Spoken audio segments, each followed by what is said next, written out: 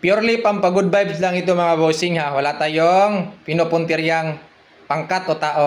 Kasi marami ang nagtatanong kung totoo bang may kaluluwa, kalag in Bisaya, in English, ghost. Kung Biblia ang pag-uusapan, sabi ng Biblia, meron talaga. After natin mamatay, yung kalag natin, spirit natin, yung ghost, doon yan sa purgatorio, naghihintay ng final judgment. Yan.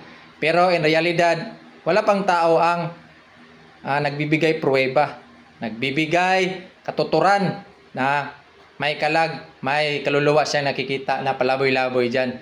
But then, sa mga joke naman, sa mga mabuting usapan, yung nagiinuman sa kanto, plak, plak, plak, yung mga ganon, sinabi nila na may ghost talaga kasi may tinatawag man na ghost employee, ghost project. Yan, medyo natatawa tayo minsan yan.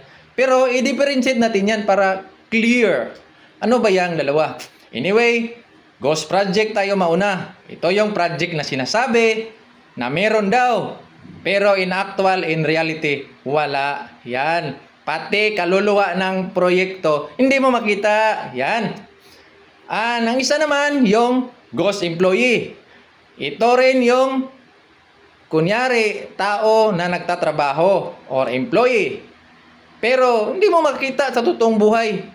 Ni anino. Hindi mo makikita. Or minsan, makikita mong nagre-report, pero physical na katawan lang ang nagre-report. Yung kaluluwa niya, iniwan doon sa bahay. Pati isip. Yun bang sakitin ng isip? Yung mga ganun. And then, mas masaya pa yung kasamahan mo, unang taong yan, na hindi na lang mag-report. Kasi useless. Dagdag, pasanin lang dyan. Yung mga ganun.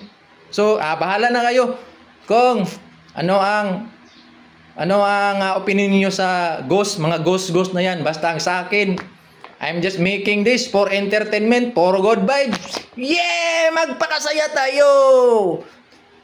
Magpakasaya tayo para ma-relieve tayo sa mga stress. Yan.